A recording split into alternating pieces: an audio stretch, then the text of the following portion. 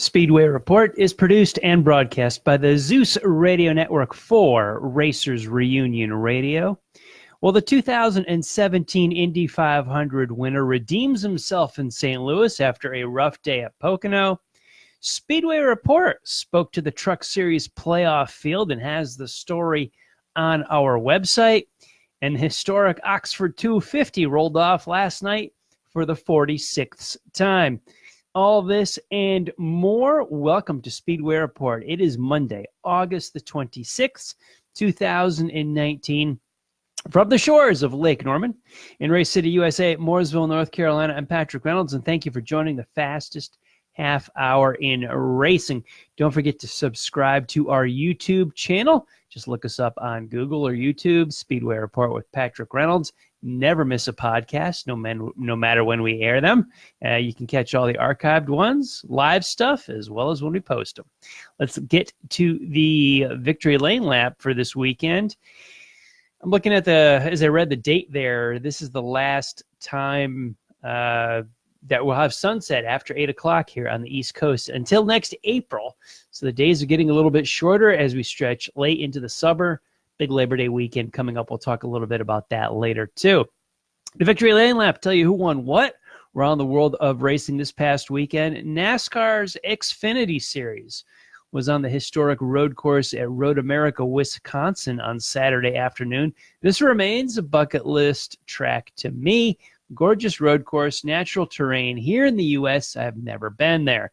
That's a bummer. I got to fix that soon. Christopher Bell won his first ever road course event Saturday afternoon at Road America. The trucks were also turning left and right up at Moseport, Ontario. They raced yesterday afternoon where Brett Moffitt goes 2 for 2 in the NASCAR playoffs. Hat tip to my former next-door neighbor, Jerry Baxter, for crew chiefing the GMS truck with Moffitt at the wheel. The NASCAR's K&N Pro Series East and West Tours ran a combination race at Gateway Raceway in St. Louis, Missouri. Spencer Davis won that race on Saturday. Very busy Saturday at Gateway. Great ticket. One of the best tickets in all of racing was on Saturday at Gateway. They concluded the big day with a night race. Saturday night, the Indy cars went 248 laps.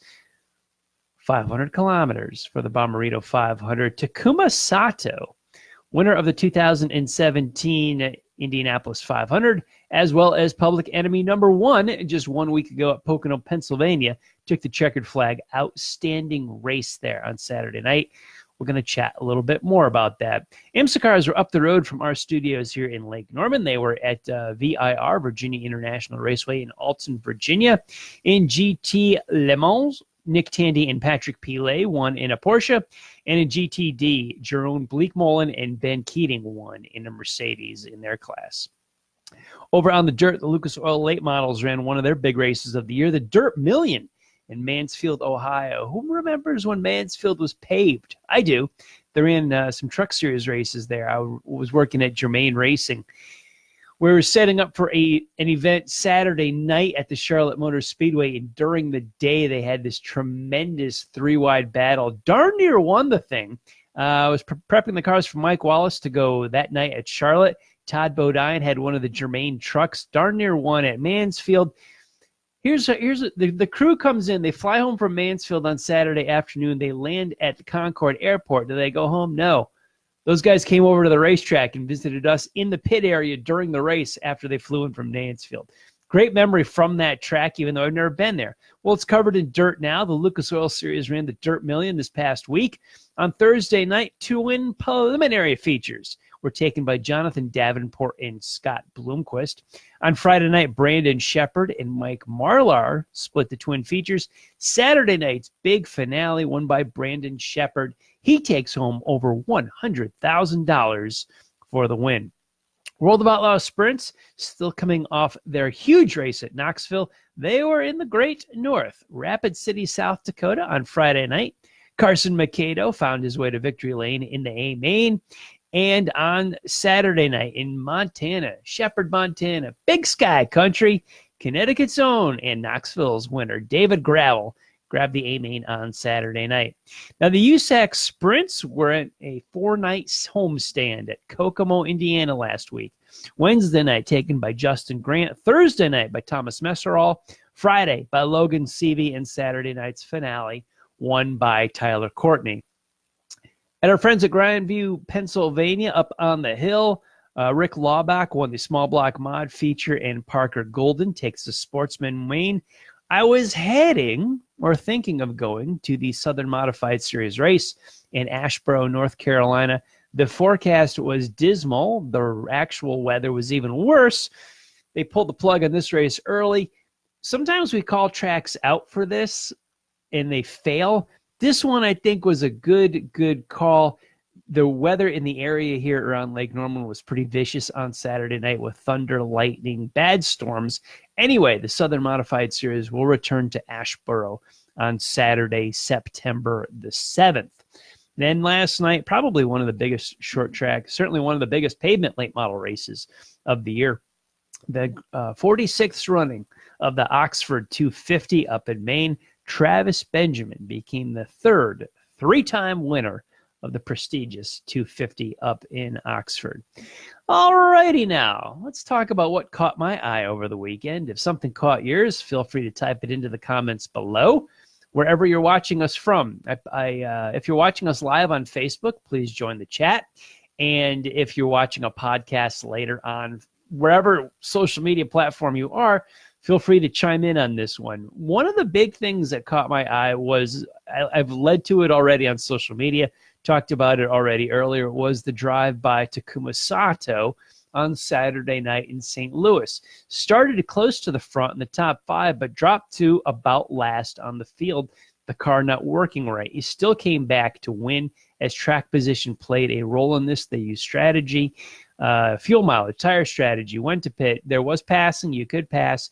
They had a good car and wound up in the lead and late, wound up in taking the checkered flag. The big deal about this, the bigger deal, was because he was public enemy number 1 just 7 days ago. He was the black-hatted villain at Pocono Raceway for causing the first lap big crash at the start of the Pocono 500. Set off a firestorm of comments about the track, about the cars, about the fence, about Sato himself, his driving, his lineage, his parents, all kinds of stuff. No good came out of this for Takuma. He had to justify himself. He had to defend himself. And a lot of people pointed the finger at him. Now, I'll say this. Yeah, actually, it does look like it was Sato's fault, but at the big crash at Pocono anyway, it came 1 year to the race that Robert Wickens was hurt in similar first lap crash, got up into the fence. He's injured. He's still recovering from a spinal cord injury. And now here we are a year later, and this bad crash happened at Pocono. The perfect storm. Let's point fingers. Let's blame Pocono. Let's blame Sato. I talked about the track last week. I hope IndyCar does not leave Pocono. I don't want them going anywhere. I think the track is good. I think it needs a lot of upgrades and a lot of improvement. The fence is bad. There's a lot of places on there that are dangerous. However, it's not the track's fault. We had an accident. Keyword here is accident. I know darn well Takuma Sato did not want to wreck himself or anyone else on the first lap. But you look at who's moving where with Scott Dixon, with Alexander Rossi, with Ryan Hunter-Ray. These guys get up to speed real quick on that Long Pond straightaway. They're going 3 and 4 wide at well over 200 miles per hour. And these guys have won and run a whole lot more IndyCar races than I ever have. So I struggle at times to point finger at these guys. It was a crash. It happened. It looked bad. Thankfully, it wasn't any worse, yet it is still part of the game. This set up Gateway, another oval, the final oval for the season for the IndyCar crew, and Sato was brilliant.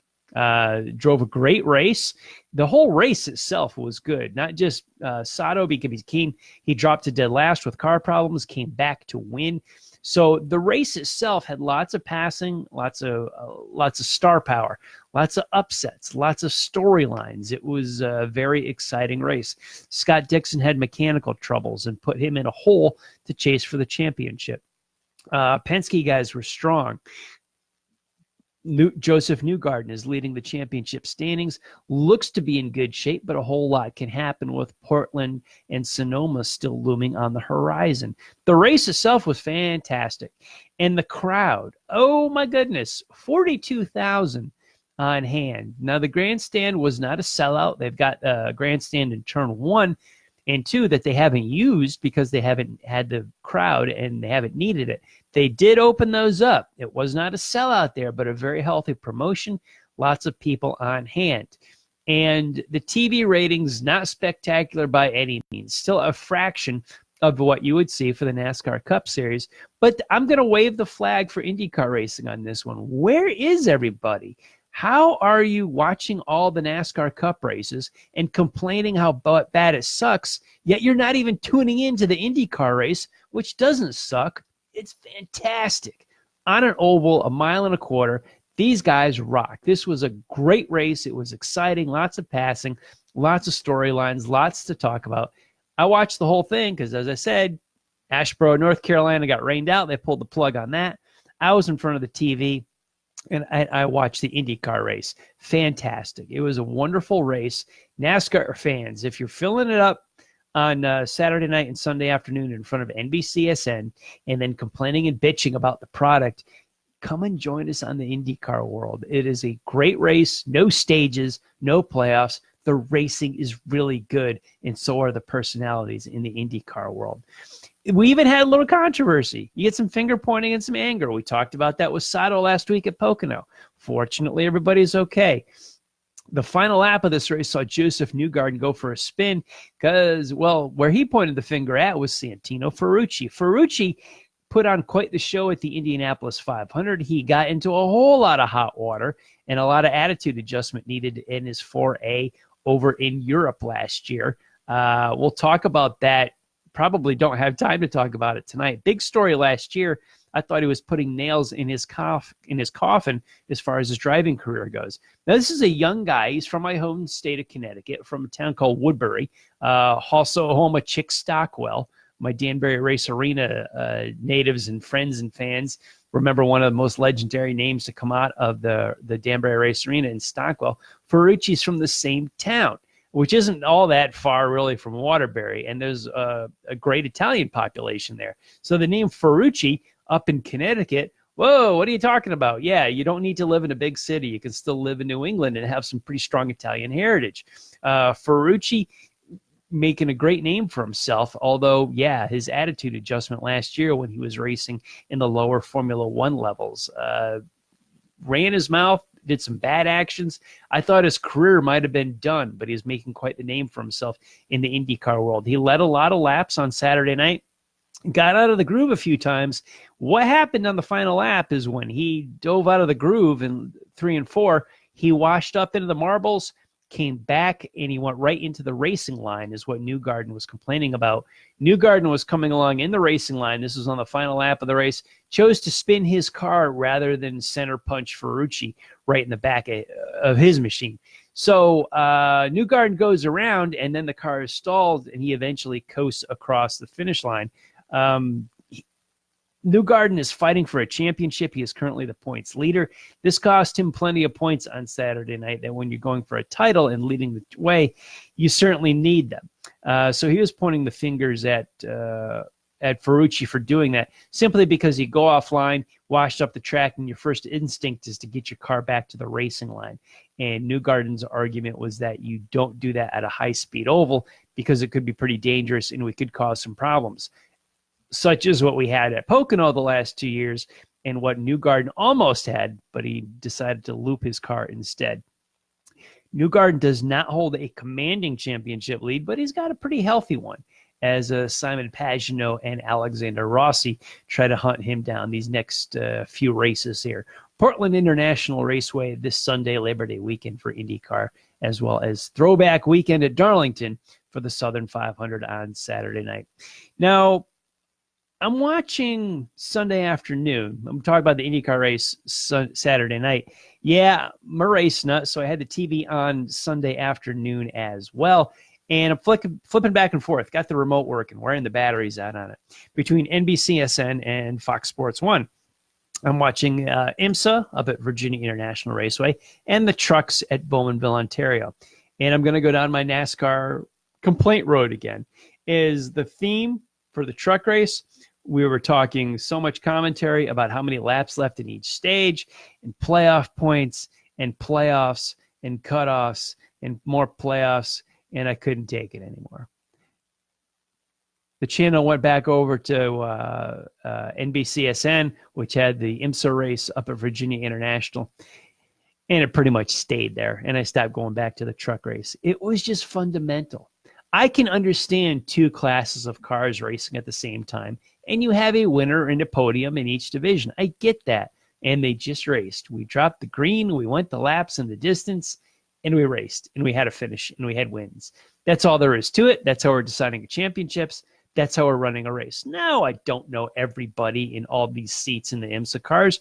We've got 2 drivers per car. We've got a lot of guys that don't know all of them, but the racing was good. Now, I flipped over and I watched the trucks on track at Ontario. The racing was good. My old-fashioned brain, I just couldn't take it anymore. When the commentators are just have a graphic on playoffs and how many laps are in the stage and playoff points, which you just can't stand. It's like driving an iron spike through my head, what NASCAR has done to their series and their sport. I can't take it. I can't take it. So I stick with Virginia International. Then I went back to the end of the truck race, and I did see the finish of it. But it was, when the trucks were out there on track, there was a lot of side-by-side, bumper-to-bumper racing. The competition was good, which I don't complain about in the truck series. Actually, Xfinity and Cup is not bad either. It hasn't been for years. However, it's just the whole fundamental of this time of year. Playoffs and stages. I can't take stages any time of year, and I certainly can't take playoffs, as that's what we talk about. So really, guys, when I tune in and watch these races for NASCAR, it's with a grain of salt. I more or less check in on them and hope that social media really keeps me in the loop on that. But let's talk about truck playoffs a little bit further for a little bit. There's a lot of folks in our audience that dig the playoffs. I'm cool with that. You're welcome to chime in with your comments of why you like the playoffs, why you think it's great. That's awesome. Good for you. I go on every week as to why I hate the playoffs. But that's why you tune in. You want to hear what I have to say. You want to hear my opinion. Well, someone else has an opinion too. All of you, I want to hear them. Feel free to chime in. But we finally had some time to do a little bit writing for the SpeedwayReport.com website. And when I say we, I don't mean we. I don't mean me. I mean Rhonda Beck. She's written for us before. Her and I have worked together. We've known each other for quite a while. It was great to have her behind the keyboard. She attended NASCAR Truck Media Day before the playoffs started. It was before the Bristol race, I think. Or was it after the Bristol race? Gosh, I can't remember anymore. Rhonda went. She is at the NASCAR Hall of Fame, and the truck playoff drivers were there. She had good conversations with Austin Hill, Stuart Friesen, and Johnny Sauter. Caught the reflection of what they thought of their season so far, of what NASCAR playoffs are about, and also some short track grassroots racing. She wanted to talk about that. They all talked about that. She's got some great quotes. She's got a great story. Check out SpeedwayReport.com. In amongst all our podcasts in our archives is Rhonda's story as she talked to these guys. Rhonda, thank you so much. It was wonderful to have you back behind the keyboard. It's great to have a byline from you on Speedway Report. She authored it. She did. She provided a photo. She did a wonderful job with the story. It's fantastic to have more writing on the webpage. The duties of hosting this show weekly do take up a bunch of time. I don't write nearly as much as I would like to. I miss writing. I enjoy writing. When I can't get content up there, I enjoy when another talented racing writer does as well. Rhonda Beck, thank you so much. You guys, head to SpeedwayReport.com, and you can see some interviews with Austin Hill, Stuart Friesen, and Johnny Sauter from NASCAR's Truck Series. Now, we had some big news come out earlier today. Matt Borland, crew chief Matt Borland, I met him a long time ago, has been suspended for NASCAR's substance abuse policy. He violated it. Information that was coming out about Matt Borland with the Childress and Germain group is that he had a specific health product, a diet-style coffee, and there were supplements within that that are on NASCAR's prohibited list. So Borland has stated that he will cooperate with NASCAR fully on their next steps and what they need to do. The team supports them. We've had cases like this where people have just taken health supplements or something of that nature. They get caught in a drug test. They don't know what's happening. They felt very confident in whatever they were drinking or eating was fine and on the list of the substances. Boom. Borland will be suspended under NASCAR's substance abuse policy. This is an ongoing investigation to see what will happen. We'll have more news on this as it develops through the week and Matt Borland's future. And we certainly want to remember one of the greats of modified racing. We lost Kenny Hartung this past week. He is a former crew member for Richie Evans. So many stories, so many memories. Modified racing, oh my goodness, was built on Evans and Cook and goodness their crews. Kenny, Godspeed, man. You gave us so many memories. You weren't not a personal friend of mine, but I saw you as somewhat of a celebrity. You were on the Richie Evans crew. The memories and the stories of you guys, the legends of modified racing. Kenny, rest in peace. Godspeed. You'll be missed by so many amongst the modified community. And thank you for all that you did for the sport. Peace and prayers to your family, my man. And thanks for all you did for modified racing. As we gave respect to Dave Despain and Motor Week Illustrated with our Racer of the Week. I wish I had some cool graphics in the sponsor and the music that he had when he announced it. I looked at a lot of guys this week. We had a lot of guys step forward, drive good races. I mentioned Santino Ferrucci did a good job. Alex Tagliani did a great job of the Truck Series, got second place yesterday. Brett Moffitt goes 2 for 2. He won another truck race yesterday. And all that, I looked in the results. Travis Benjamin winning the Oxford 250. There were a lot of good candidates, probably the most we've had in quite some time for the award this week. I'm going to go with the guy that had the adversity last week. He was in everybody's crosshairs. The best way to move forward, go get yourself a trophy and a checkered flag. Takuma Sato is the Speedway Report Racer of the Week this week for his win Saturday night at the IndyCar race in Gateway.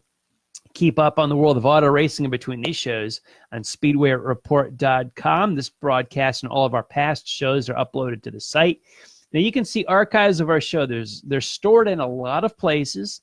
So if you want to see a past episode, please go to Facebook. We're right on this page, Speedway Report with Patrick Reynolds. They're on the Racers Reunion Facebook page. We're also on Twitter at the Speedway Report Twitter handle and at my handle, Speedway Pat. We're at racersreunion.com. At that web page, go to the forum. There's a list of them there. Also on my LinkedIn page, and of course, as I said at the top of the show, our YouTube channel. And when you visit the site, speedwayreport.com, don't forget that great story by Rhonda Beck about the Truck Series playoff guys, Hill, Friesen, and Sauter. Check it out, speedwayreport.com. Big thanks to everyone that was live tonight with us on Facebook. Thanks for joining the conversation and checking out the show. And go see a race at a track near you. We talked about Labor Day weekend coming up. The end of the season is coming for too many folks who will be in winter and complaining there's no racing to do. So please go out and visit your local track this coming Labor Day weekend. They probably got a big show, and they want you to show up there. I want to thank all of the military past and present for the freedoms we enjoy as Americans in our daily life, including the simple things like bench racing right here on a Monday night. Freedom is not free, and a veteran paid that bill for us. To all of the men and women who are defending freedom and watching Speedway Report, take care of yourselves and come home soon.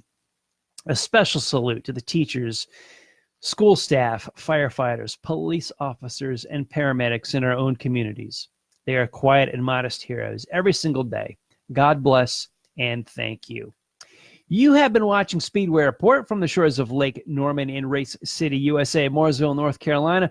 Please like our Facebook page, Speedway Report with Patrick Reynolds, and you can follow me on Twitter at Speedway Pat. Now, if you are on Facebook right now, go to the Drag Racing List page, because next is Drag List Live. John, Bill, and Barb got some great drag racing talk coming up at the top of the hour. Now, we'll be back here live on Facebook in 2 weeks. Next Monday is Labor Day. I'll probably be at the racetrack taking the day off from this show, so we will not be live. I'll be back in 2 weeks live, Monday, September the 9th. We will look at the Brickyard 400, the BC 39, the World 100, and a whole bunch of short track racing. Thanks for watching. I will see you all in 2 weeks on September 9th. Have a good night, everybody.